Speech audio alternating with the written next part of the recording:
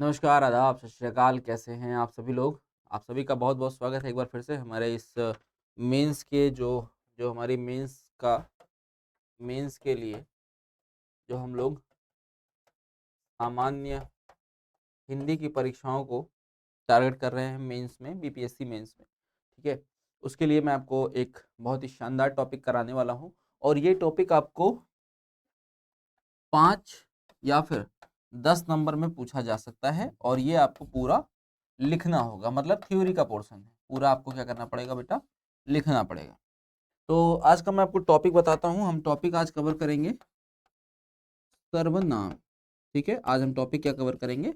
सर्वनाम। सर्वनाम को सुनते ही हमारे दिमाग में सबसे पहली और सबसे प्राथमिक चीज़ ये आनी चाहिए कि सर ये बताइए, जब हमारे पास संज्ञा पहले से मौजूद था, तो हमें सर्वनाम की आवश्यकता क्यों पड़ी? ठीक है? अच्छा, एक चीज़ बताइए, जब ठीक है, जब हमारे पास संज्ञा थी, तब हम क्या करते थे? मान लीजिए जैसे मैं आपको एक वाक्य बोलता हूँ कि राम वनवास गए। राम ने 14 वर्ष का वनवास पूर्ण किया। राम ने वनवास के दौरान बहुत सारे राक्षसों, ठीक है, का वध किया। राम ने सीता को लंका से छुड़ाया और राम अयोध्या वापस आ गए। अब जब हम बार बार एक ही बात को दोहरा रहे हैं कि राम राम राम राम, मतलब एक पैराग्राफ को पढ़ने में हम एक ही बात को 15 बार दोहरा रहे हैं, ठीक है? और व्याकरण की दृष्टि से किसी भी पैराग्राफ में एक ही शब्द का या किसी मुख्य शब्द का बार बार आना, रिपीटिशन होना, ठीक है, व्याकरणिक रूप से उतना प्रभावशाली नहीं होता है, ठीक है?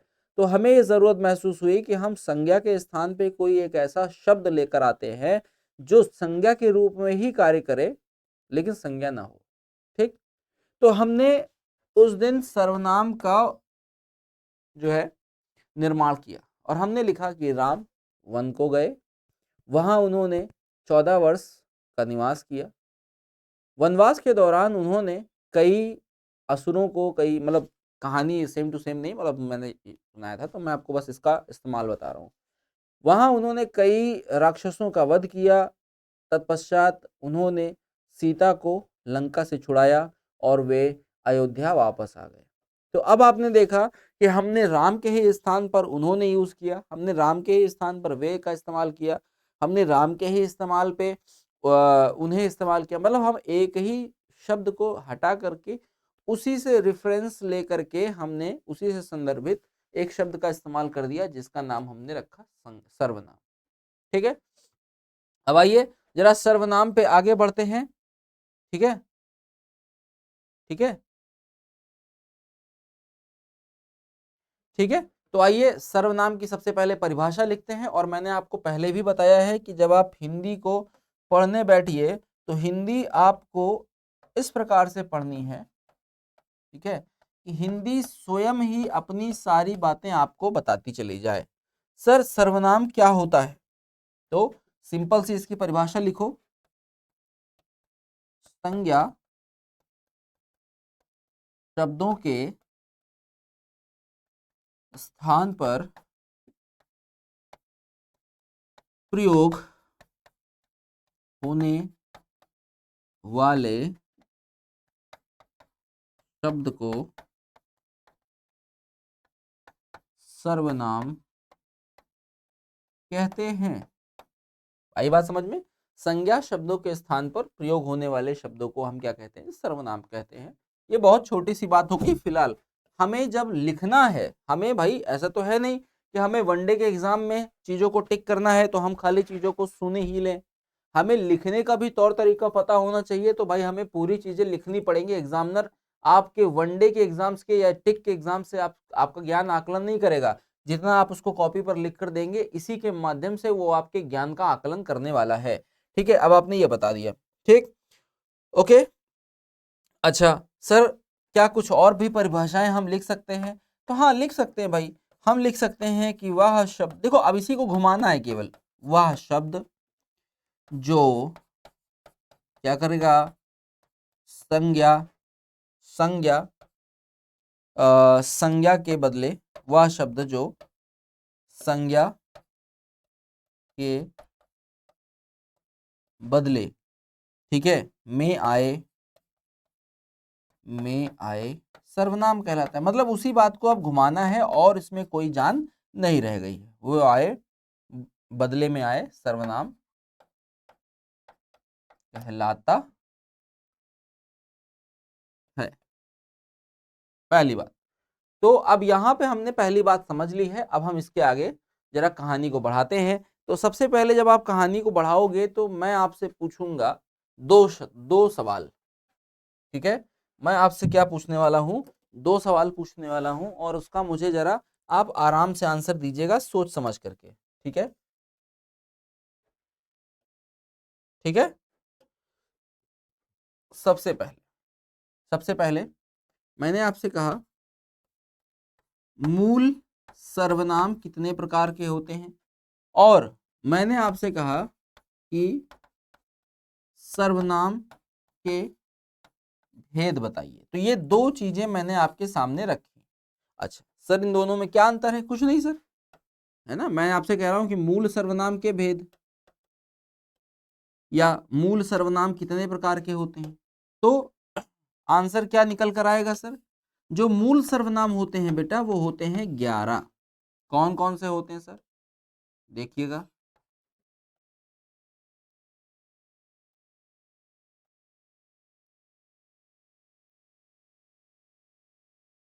11।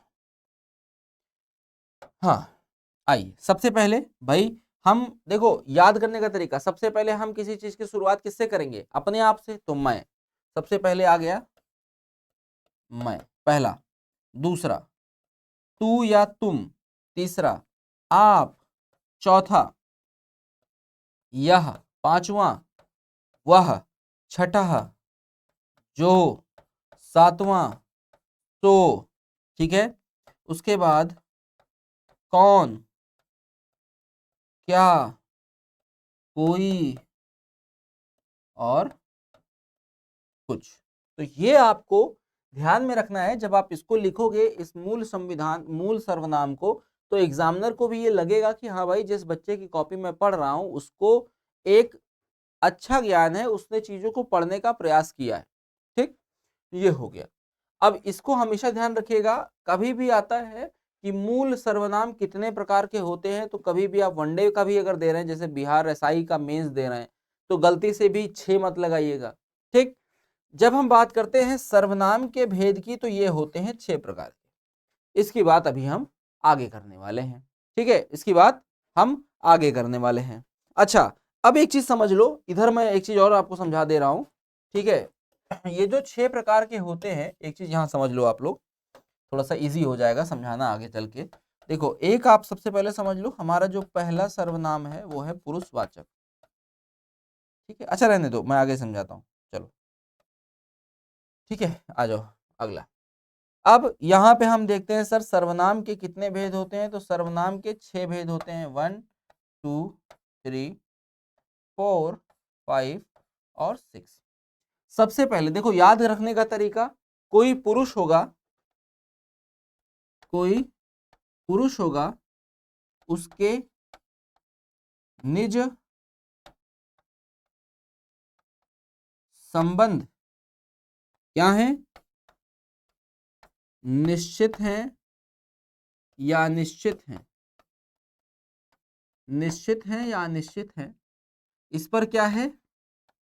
प्रश्न है। अर्थात पुरुषवाचक सर्वनाम, निजवाचक सर्वनाम,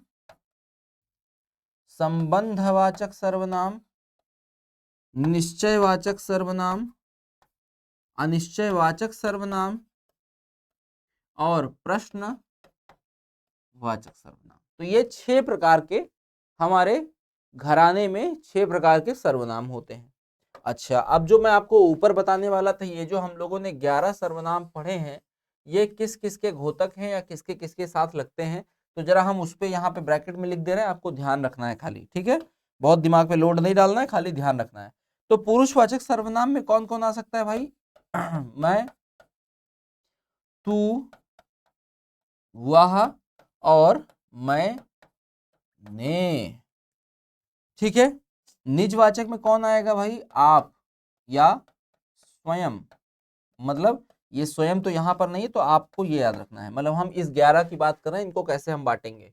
ठीक है, तो ये हो गया आपका स्वयं। और ये संबंध किससे बताओगे भाई किसी का? तो संबंध यानी कि जो और सो। निश्चयवाचक क्या होता है सर? निश्चयवाचक क्या होता है? यह और वह। ठीक है।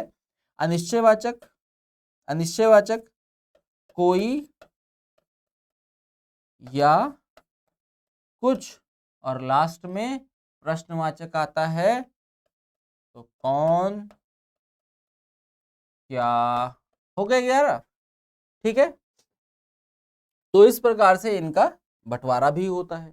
ठीक है, देखो मैं आपको पढ़ाने के तौर पे भी समझा रहा हूं और लिखने के तौर भी समझा रहा हूं। तो आप जब सारी बातें समझ लोगे, चाहे हम 0 से पूछें, चाहे हम 10 से पूछें, चाहे हम 20 से पूछें, चाहे हम फिर -1 से या -10 से पूछें, जब आप सारी बातें एक बार में पढ़ लोगे तो आपको समस्या नहीं होगी बेटा। ठीक है, तो हम इसीलिए सारी बातों को प्रॉपर लेकर चल रहे हैं, एक एक चीज आपको डायग्राम से बता रहे हैं कि आपके मन में छपी रह जाए, आपके मन में बनी रह जाए। ठीक है, अब बताइए, आगे बढ़ा जाए, आगे बढ़ा जाए बेटा। अब आइए एक एक करके जरा हम लोग सबको समझते हैं। सबसे पहले आएंगे पुरुषवाचक। सबसे पहले आएंगे पुरुषवाचक सर्वनाम। पुरुषवाचक सर्वनाम आपसे क्या पूछेगा? पुरुषवाचक सर्वनाम आपसे क्या बताएगा या क्या कहेगा? जब हम बात करेंगे पुरुषवाचक सर्वनाम की कि सर पुरुषवाचक सर्वनाम क्या होता है, तो मैंने आपको बताया था कि हिंदी को जब आप स्वयं तोड़ने लगोगे तो वो आपको सारी चीजें स्वयं बताने लगेगा, सारी परिभाषाएं स्वयं बताने लगेगा, आपको बिल्कुल भी पारिश्रमिक नहीं करना पड़ेगा। ठीक है, देखिए हमने कहा कि जो सर्वनाम, ठीक है, वक्ता, श्रोता, वक्ता, श्रोता या फिर किसी अन्य के लिए, अन्य के लिए प्रयुक्त, किसी अन्य के लिए प्रयुक्त होता है, उसे हम क्या कहते हैं? उसे हम पुरुषवाचक सर्वनाम कहते हैं पुत्र, सर्वनाम कहते हैं। ठीक है, उसे हम क्या कहते हैं? पुरुषवाचक सर्वनाम कहते हैं। ठीक है, जैसे, जैसे मैं, तू, वह इत्यादि। ठीक, अब ये तो हो गई पुरुषवाचक की बात, लेकिन आपको ये भी पता होगा कि पुरुषवाचक के भी 3 प्रकार होते हैं। क्या होते हैं सर? पुरुषवाचक के भी 3 प्रकार होते हैं। अच्छा ठीक है सर, इसको कैसे लिखेंगे? देखो इसको लिखने का 2 तरीका है, मैं आपको यहाँ पे समझाने के लिए बॉक्सेस में बता दे रहा हूँ, लेकिन जब आप वहां लिखिएगा तो वो आप अपने हिसाब से समझ लीजिएगा कि आपको क्या समझ में आ रहा है, मतलब क्या आपको लिखना सही लग रहा है। आपको लिखना सही लग रहा है या आपको बॉक्स बनाना सही लग रहा है, जो भी मतलब आपके आपके हिसाब से आपको सही लगेगा आप वो कर सकते हैं। ठीक है, आइए, ओके।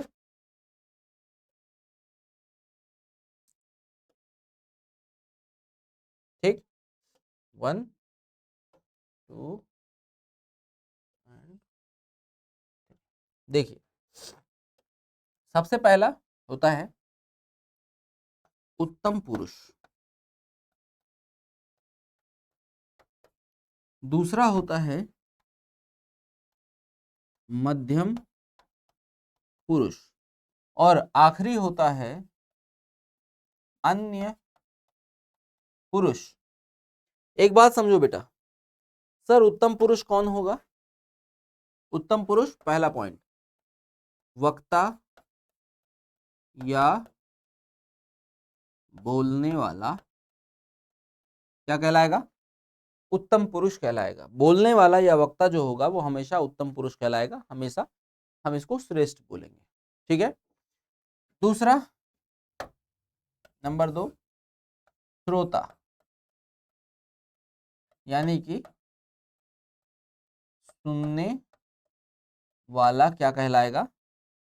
श्रोता कहलाएगा। और नंबर 3, जिसकी बात की जा रही होगी, जिसकी बात की जा रही हो, क्या कहलाएगा? अन्य पुरुष कहलाएगा।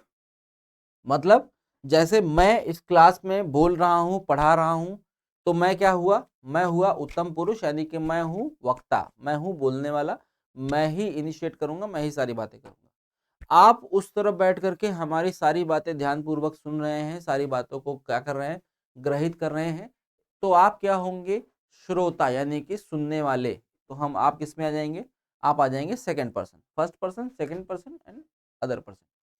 लेकिन अब जैसे मान लो हमारी क्लास में कोई रमेश है और रमेश डेली क्लास आता था, आज रमेश क्लास नहीं आया है, तो मैं किसकी बात कर रहा हूं? मैं बात कर रहा हूं रमेश की, कि आज रमेश पता नहीं क्यों क्लास में नहीं आया है। तो रमेश क्या हो जाएंगे? जो वक्त पे यहाँ, मौके पे यहाँ मौजूद नहीं है, वो क्या हो जाएंगे? वो अन्य पुरुष हो जाएंगे। तो कहने का अर्थ है, जो बोलने वाला होगा, वक्ता होगा, उसे हमेशा ध्यान रखना उत्तम पुरुष। जो मध्यम पुरुष होगा, यानी कि जो सुनने वाला होगा, वो मध्यम पुरुष होगा। और जो आपके सामने या आप जिसकी बात कर रहे हो वो आपके आसपास ना हो, या हम जिसकी बात करते हैं उसे हम क्या कहते हैं? अन्य पुरुष कहते हैं। अब जरा इनकी पहचान समझिएगा। ठीक है, इनकी पहचान क्या होती है? आइए देखते हैं कि क्या क्या होता है, क्योंकि आपको लिखना पड़ेगा भाई। पॉइंट नंबर 2 डालिए, पॉइंट नंबर 2 डालिए और लिखिए, जैसे मैं, हम, मुझे, मैंने, ठीक, हमें, हमें, मुझको,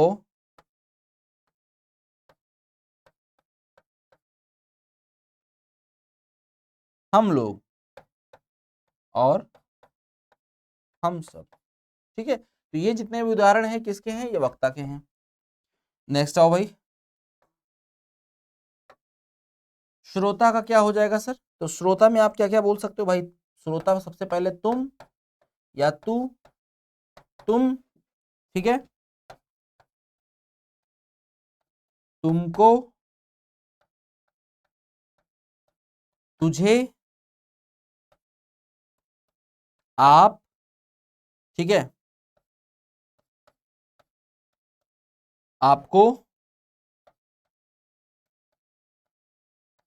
या आप लोग।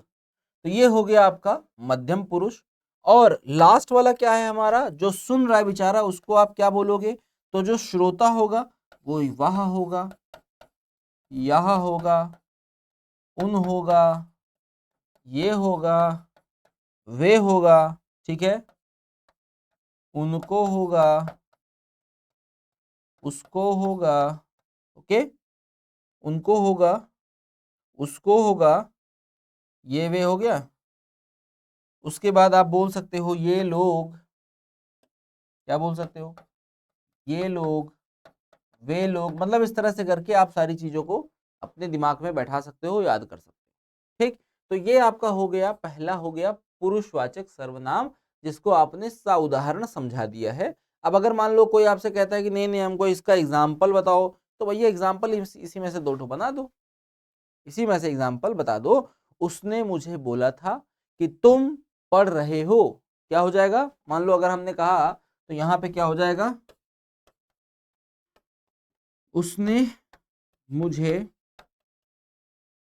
बोला था कि तुम पढ़,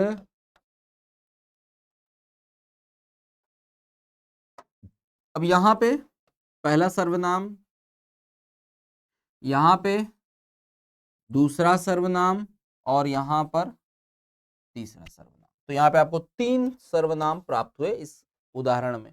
ठीक है, तुम क्या हो गया? श्रोता हो गया, मुझसे क्या हो गया, वक्ता हो गया, बात खत्म। तो ये चीज समझ गए, पहली बात समझ गए। अब आ जाओ पॉइंट नंबर 2 पे, उदाहरण मतलब भेद नंबर 2 पे।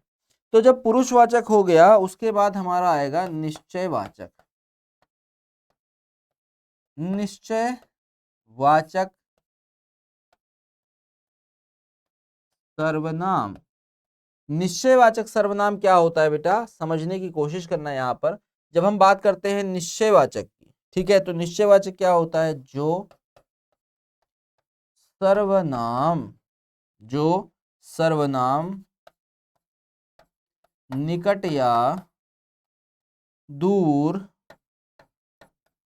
की वस्तु का, निकट या दूर की वस्तु का, ठीक है, या दूर की वस्तु की ओर संकेत करे, निकट या दूर की वस्तु की ओर संकेत करे, ठीक है, उसे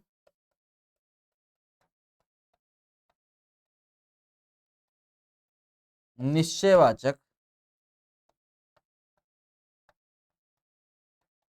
सर्वनाम कहते हैं। ठीक है, ठीक है। अच्छा, तो अब यहाँ पे एक चीज समझना, इसे हम एक चीज और कहते हैं, इसे हम संकेतवाचक भी कहते हैं।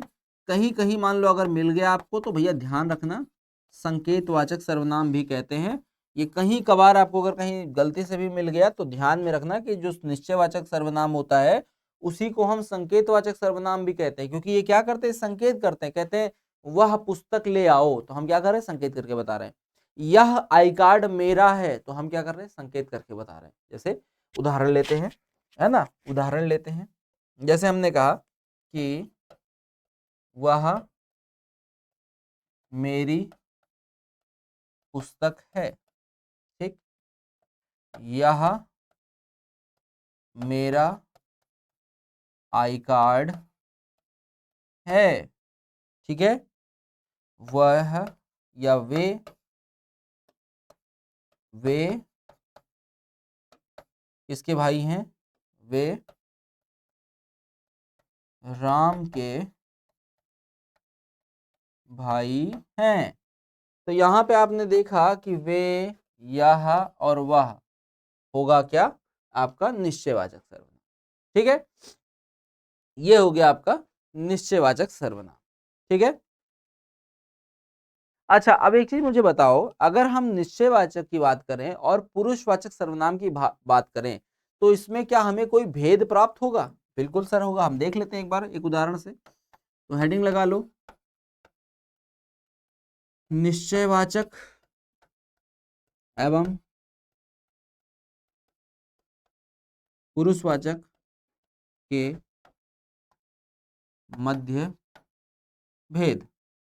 क्या भेद हो सकता है सर, क्या भेद हो सकता है बेटा?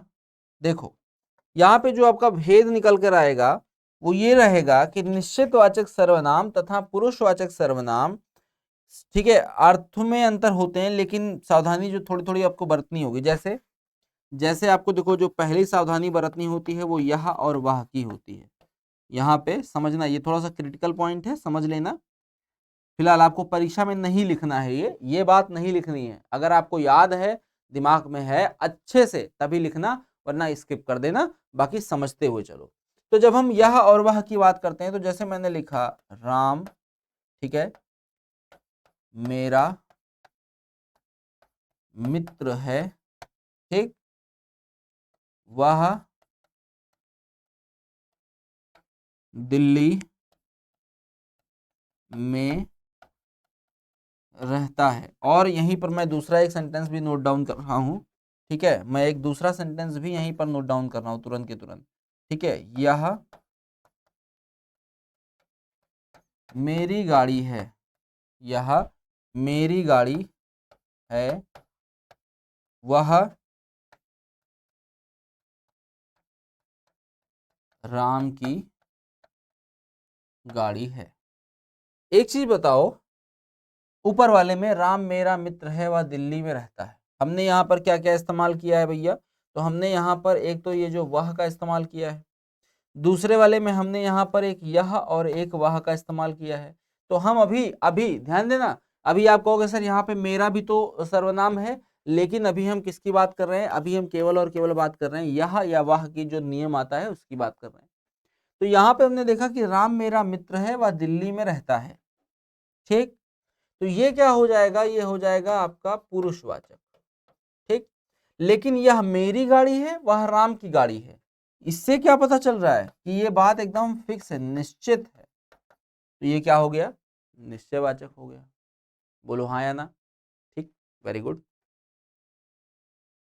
पॉइंट नंबर 3 आ जाओ। पॉइंट नंबर 3 जैसे ही आओगे उसमें तुम्हें मिलेगा उसे या उसी। यहां पे क्या मिलेगा, जैसे हमने कहा रोहन कक्षा में, रोहन कक्षा में प्रथम आया है, इसलिए प्रथम आया है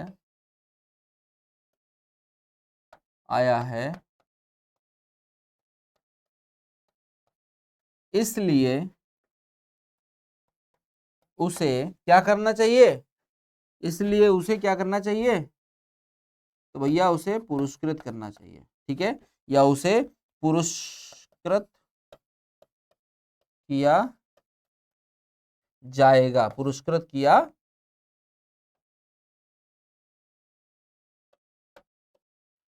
किया जाएगा। Okay. Point number 2, point number 2 क्या कहता है, इस वर्ष भी उसी को पुरस्कृत किया जाएगा। तो ये आपका है पुल्लिंग और ये पहले से है निश्चित। ठीक है, क्या डिफरेंस है सर, वो इन दोनों के मध्य में क्या अंतर है, क्या डिफरेंसेस आ रहे हैं सर। तो भैया सीधी सीधी बात देखो ना, यहाँ पे लिखा है कि रोहन कक्षा में प्रथम आया है, इसलिए उसे पुरस्कृत किया जाएगा। और यहाँ लिखा है कि इस वर्ष भी उसी को प्रोत्साहित या पुरस्कृत किया जाएगा, उसी को, है ना, पुरस्कृत किया जाएगा। तो इन बातों को आपको ध्यान रखना है कि कैसे कहाँ पे क्या बदलाव होता है, कहाँ पे क्या चेंज आते हैं, कहाँ पे क्या चीजें हमें छोड़नी है, कहाँ पे क्या चीजें हमें पकड़नी है। पॉइंट नंबर 3 पे आ जाओ। जब आप पॉइंट नंबर 3 पे आओगे तो आपको मिलेगा कि ये है हमारा अनिश्चितवाचक। ठीक है, ये है हमारा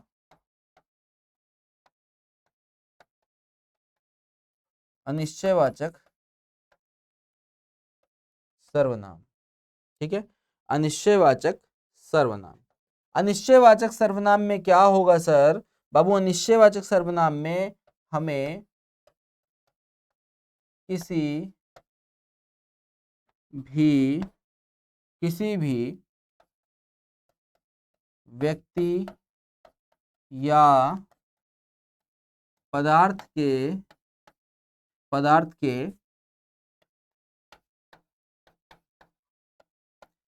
ठीक है, हमें किसी भी व्यक्ति या पदार्थ के निश्चित ना होने का बोध होता है। ठीक है, क्या होता है, बोध होता है। जैसे कोई या कुछ, इस प्रकार के आपके जो शब्द होते हैं। ठीक है, या हम अगर बोलें तो अगर हम बोलें कि हम भैया कहीं जा रहे हैं, कहाँ जा रहे हैं, निश्चित नहीं है। ठीक है, किसी से आज मिलना पड़ सकता है, पता नहीं है। ठीक है, कोई बता दिया, कुछ बता दिया। तो ये सारे जो है बेटा ये अनिश्चित काल के हैं। क्या है, अनिश्चित काल। आई बात समझ में। ठीक है, तो अनिश्चित सर्वनाम का ये लोग बताएंगे कि जब भैया हमको बात पता ही नहीं है तो हम उसको प्रूफ आउट कैसे करेंगे, हम उसको सही कैसे सिद्ध करेंगे। ठीक है, अगर हम इसका उदाहरण बनाएं तो हम क्या बनाएंगे, कोई आया है। ठीक, हमने बात करी दरवाजे पर कोई है, तीसरी बात अगर हम करें, ठीक है, तीसरी बात अगर हम करें तो स्वास्थ्य में